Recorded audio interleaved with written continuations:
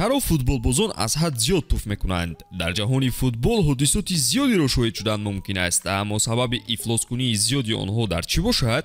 مانند دیگر عامل‌های این کار باید از جهت علمیش نخست نگریم. بدن انسان مثل مکانیزم کار میکند و اگر شما مثل فوتبالباز آب و تاب یافته باشید، از آدمان عادی فرق خواهید کرد. طبق نوشته‌های BBC در ساحه علمی، مشق‌های ورزشی مجموعه پروتئین‌هایی که به آب دهان تبدیل می‌یابد زیاد می‌کند. این نوع محلول فرمولای خود را هم داشته است. همین سبب می‌شود که آب دهان نفری ورزشکار مشکل به فروبری می‌گردد و طبیعتاً آن نفر کوشش به بیرون کنیش می‌شود. خوب نیست، ولی موضوع ما هم همین است و 90 دقیقه در حرکت بودن عامل آن می‌گردد.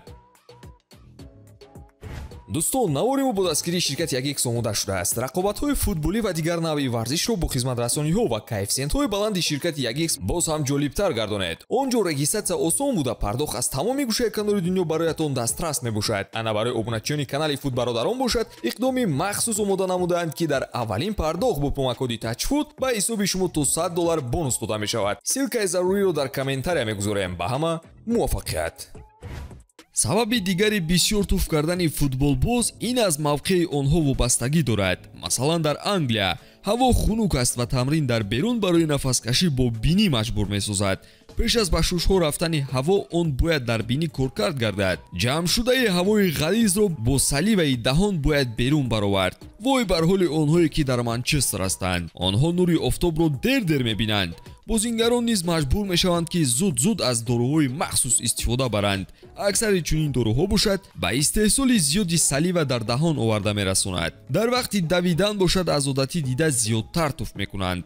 доруҳое ки тарафи манфиашон ҳамин хел аст, ин арипипризол, клозапин ва пилокарпин мебошанд ки аксаран худи духтурон онро тавсия медиҳанд. ин ифлоскорӣ барзиёд байни бозингарон ба одатшавӣ оварда мерасонад.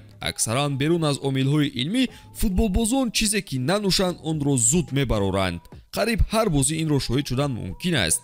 ин ҳама ҳолатҳои иловагӣ аз одатшавии ифлоскорӣ гувоҳӣ медиҳад. лекин агар ба тарафи дигари кор нигарем, ин амалҳо барои маззаи шакар ва ё намакро гирифтан медиҳад ки ба кори хуби мағзи сар кӯмак мекунад. тасаввур кунед ки ин огаҳӣ ба мағзи сар аз омадани хӯрока медиҳад. мушоҳидаҳои зиёд ва практикаҳо дар китоби обёрикунии бадан дар варзиш оварда шудааст. онҷо 12 намуди ҳолатҳои метаболизмӣ дарҷ гаштааст. сода карда гӯем футболбозон мағзи сарро ҳам фиреб карда мегарданд. туф кардан на танҳо барои ин гуфтаҳо мешавад, чун дар гузашта инро ба хотири ноэҳтиромӣ нисбати дигарон истифода мебурданд. аз ҳама ҳолати бади он бошад, дар ҷоми ҷаҳони соли 1990 байни мунтахабҳои Олмон ва Нидерланд рух додааст. бозии онҳо яке аз рақобатҳои муҳими даври плей-офф маҳсуб мешуд. футболбоз Руди Виллер баъди бархурд бо Франк Райкард суханони қабеҳ шунид. ба ҳамин кор анҷом наёфт ва Райкард аз амалҳои футболӣ ҳам берун рафт. ӯ бори дигар суроғи рақиб рафт ва дар сабт дидан мумкин аст ки ба сари Руди чӣ шудааст. ҳолати дигар ба футболбоз Ҳаҷи Диаф рабт дорад. ноадолатӣ нисбаташ зиёд мешуд, вале ҷавоби ӯ ҳам хуб набуд. соли 2003 бори аввал ӯро барои туф кардан сӯи рақиб огаҳӣ карданд. як сол баъд ҳамин ҳолат боз такрор шуд ва ӯро дар камераҳо диданд.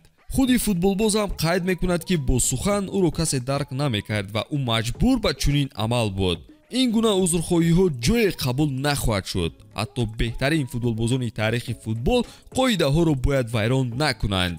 соли 2009 дар вақти бозӣ дар Манчестер, Роналду дар бархурд бо Роби Савич темпи худро аз даст дод. Криштиано онҷо гол зад ва дастааш 4-1 ғолиб омад, вале амали Роналду сӯи рақиб ҳайратовар буд. месси ҳам аз рӯйхат берун нест. соли 2009 ӯ рӯйрост ба пушти бозингари Малага Дуда туф карда буд. сабаб қоидавайронкунии дағал.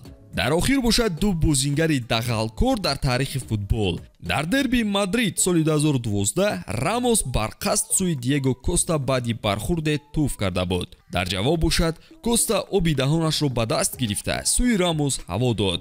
охир ин гуна корҳо зеби футбол надоранд. ҳамин хел не?